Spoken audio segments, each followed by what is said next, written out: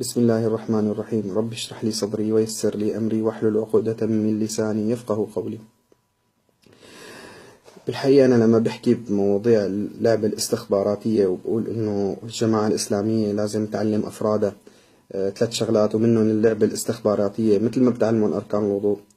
ففي كتير من الناس بتفكر إنه هذا الكلام إنه أنا جايبه يعني من عند بيت أبوي، وإنه أنا هذا الشيء جايبه جديد، يعني إنه أنا أعطي إضافات لهذا الدين. هذا الدين فقير، هذا الدين يعني ما عنده هالشغلات، فأنا مضيف له إياها مشان جمله أو مشان حسنه أو ليش؟ لأنه نحن اوريدي بس الواحد قالونا إنه هذا متدين أو دين، فهو لما بيروح ذهننا للصلاة وأحكام الصلاة وأحكام الطهارة وأحكام الوضوء، وإنه هذا إذا أنا كنت عم أتوضى ولابس خاتم بيجوز ولا ما بيجوز، وإنه أنا إذا جامعت مرتين هل يغسل وغسلين، ولا إنه أنا إذا جمعت بقول سبحان الله مرة ولا مرتين، وبتشوف مجلدات وبتشوف مؤلفات و بهذه الأمور فيعني هذا الشيء اندفع عليه كتير من حكومات متتالية من زمان كتير لهلا، انه انت يفهموك الدين انه هو مجرد احكام صلاة وصوم وانه هيك وكذا، طبعا مع اهمية الصلاة واحكام الصلاة. فانت لما انا جاي عم احكي باللعبة الاستخباراتية واهميتها القصوى، حتى انا يعني سميتها الفريضة الغائبة، هذه الامور فريضة الغائبة، فريضة غائبة. فالناس عم تقول انه شو هذا، يعني شو هذا الدين عم يعني ما سمعنا بهذا في ابائنا الاولين، يعني إن يريدوا ان يفتننا عن الهتنا، يعني شو هذا، يعني احنا شو هذا، شو عم يحكي هذا استخباراتي وكذا كذا الكلام. فهو بفكر او يعني بظن دينه مثل ما قلت لك، يعني لما انت بتقول له هذا الشيء او هو ممكن يفكر انه هذا الدين فقير او انه انا جايب هذا الكلام من عندي. هل انا سبق وقلت لك شغلتين بدك تفهم، والله لولا انه انا يعني هذا الدين بين قوسين بالعامي خارط مشطي او مقتنع فيه هيك وشايفه انه دين مذهل، عندي الجرأة، اللي بيعرفني بيعرف هذا الشيء، انه اطلع اقول انا ما بدي هذا الدين. واحدة اثنين،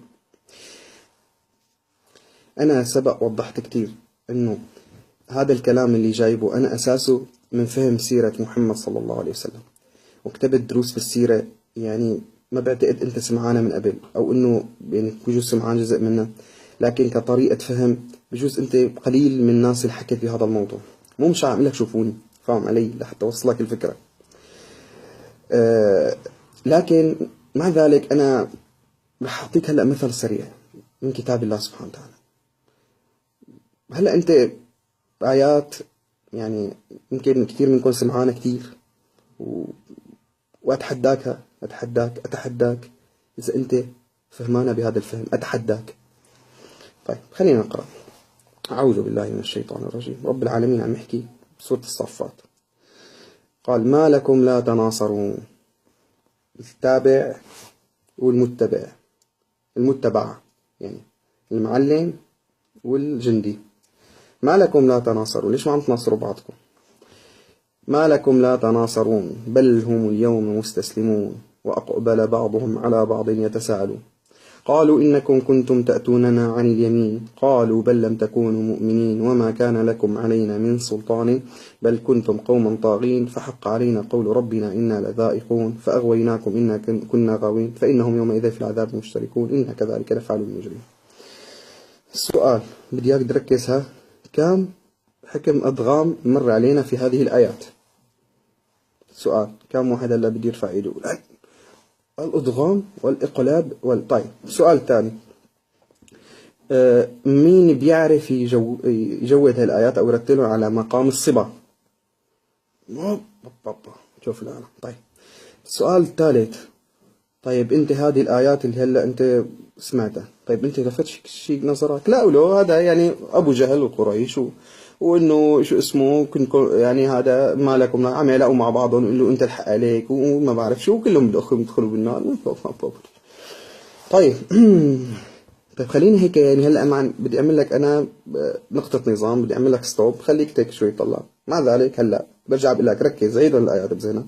ما لكم لا تناصرون بل هم اليوم مستسلمون.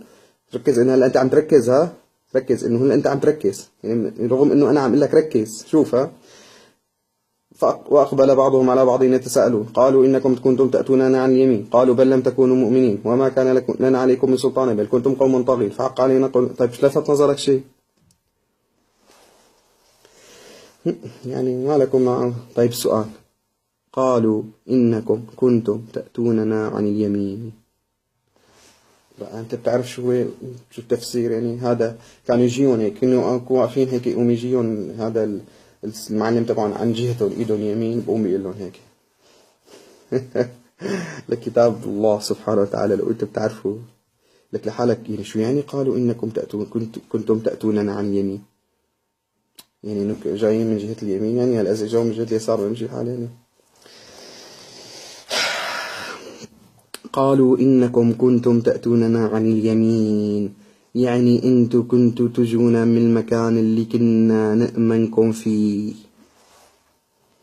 شو يعني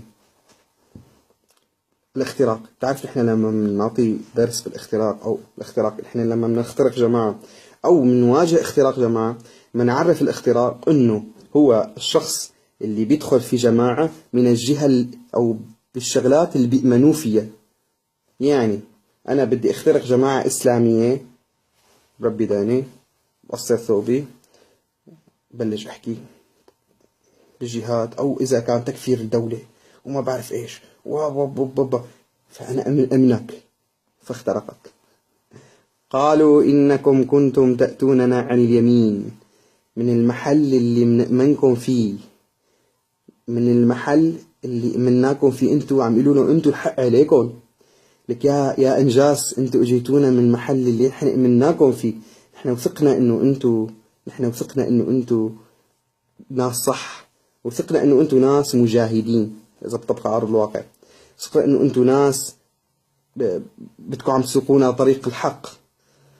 عم شو بيقولوا لهم؟ قالوا بل لم تكونوا مؤمنين. شو يعني ليك شو بيقول لك هو؟ رح نقول لك اياها بتفسير من حرف ومن عندي يعني. قال يقول الكبراء المستضعفين حقت علينا عفوا لا مو هي. وقوله قالوا بل لم تكونوا مؤمنين قال تقول القادة للأتباع ما الأمر كما تزعمون يعني مو مثل ما أنت قلتوا. قال بل كانت قلوبكم منكرة للإيمان قابلة للكفر والعصيان. يعني لما قالوا لهم أنتوا اجيتونا من محل نأمنكم فيه قالوا لهم ليش عم تلومونا أنتوا لوموا حالكم ما أنتوا قلوبكم أصلا كانت قابلة للاختراق. يعني ما كان عندكم وعي يعني لم تكونوا مؤمنين لأنه المؤمن واعي. والله العظيم لما بتتعمق بسيرة نبيك صلى الله عليه وسلم تفهم دينك صح.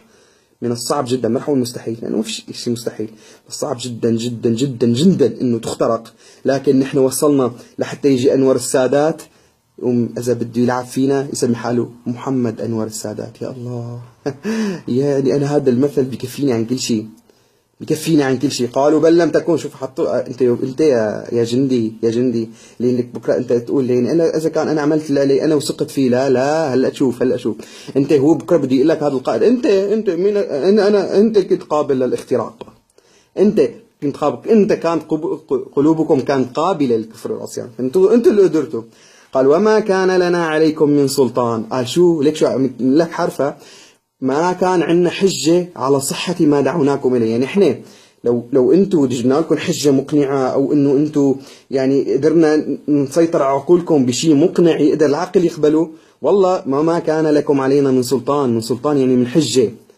سلطان حجة يعني شيء مقنع. لو إنه نحن جبنا لكم شيء مقنع وأنتوا بعدين لحقتونا والله يا أخي بنقول فيه وما فيه. يعني بنقول إنه يعني أنتوا نحن خدعناكم قدرنا نخدعكم لكن انتم بالاصل كانت عقولكم ما عم تفكر اصلا عقولكم ما ميزت.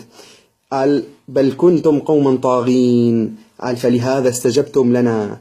كانت عقولكم قال أي بل كنتم مجاورين للحق فلهذا استجبتم لنا وتركتم الحق الذي جاءكم به الأنبياء وأقاموا لكم الحجج على صحة ما جاءكم به فخالفتموهم. يعني إجا النبي أو إجا المنهج صح وجاب لك حجة ورا حجة. وأنا دائما بقول لك على الربط علم الربط قلت لك حتى رب العالمين جاب وجوده على علم الربط. أفلم ينظروا إلى السماء فوقهم، أفلم ينظروا كذا، مين نزل، مين طلع، استوى على العرش، سخر الشمس والقمر، كله قال يدبر الأمر. حكيت فيديو كامل على كلمة يدبر الأمر، يفصل الآيات لعلكم بلقاء ربكم توقنون. هذا علم الربط، علم التحليل. حتى وجوده اللي هو شيء مصيري لإلك يا لجنة ويا لنار كان بعلم الربط والتحليل بالعقل. فأنتوا تركتوا الحجج اللي عم تيجي على المنهج الصح. كل مرة المنهج عم يثبت صحته، كل مرة المنهج عم يثبت صحته، ومنهج مخالفينكم، منهج أمرائكم وقادتكم كل مرة عم يثبت بطلانه، كل مرة عم يثبتكم. إسا أنتوا عقولكم نفسها. فأنتوا عشو عم تلومونا؟ أنتوا أصلا عقولكم، أنتوا أصلا كانت عقولكم نفسيتكم كانت قابلة للاختراق ولمجاورة الحق، لأنه شفتوا المنهج تك تك تك فقبلتوا الاختراق. لذلك قالوا إنكم كنتم تأتوننا على اليمين. ما راح تفيدكم، ما راح تفيدك يا عنصر الفصيل، يا أخوي يا حبيبي، ما راح تفيدك. انه اذا هذا اخترقك انت تقول والله يا رب انا ما كنت بعرف، يعني هذا كان اجاني عن اليمين. قالوا بل لم تكونوا مؤمنين، ما كنتوا واعيين تقدروا تفرقوا. ليش الحجج بين حجة هذا وبين حجج، خاصة لما عم تتكرر من 5 سنين لهلا، من 5 سنين لهلا اسا لهلا موعيد ومصحيت. 5 سنين لهلا قادر يضحك عليك بنفس القصة، من 5 سنين لهلا نفس الكلمة تهبه بس طريقة تانية، من 5 سنين كل شيء اجاك حجج. وسخر الله لك سبحانه وتعالى ناس لحتى تورجيك بين الحق والباطل وتورجيك الحجج وتبطلع حججهم. قالوا بل لم تكونوا مؤمنين وما كان لنا عليكم من سلطان من حجة بل كنتم قوما طاغين فحق علينا قول ربنا. فهذه النتيجة إنا لذائقون فأغويناكم إنا كنا غاوين. بيجي القرار الرباني فإنهم يومئذ في العذاب مشتركون، ما في تفريق.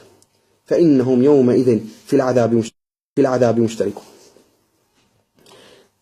انت لو اجا قريتها 3333 مرة كنت تفكر شو يعني قالوا انكم تأتون عن يمين؟ طيب بلا الصورة نفسها ما حقنا لك صورة ثانية وإشي. هلا أنا عندي مثل بسيط، ركز. رب العالمين بالصورة نفسها تكلم عن إبراهيم عليه السلام. طبعا بالصورة نفسها شوف هلا الكلام. طيب وإن من شيعته لإبراهيم إذ جاء ربه بقلب سليم إذ قال لأبيه وقومه ماذا تعبدون أئفكا آلهة من دون الله تريدون فما ظنكم برب العالمين.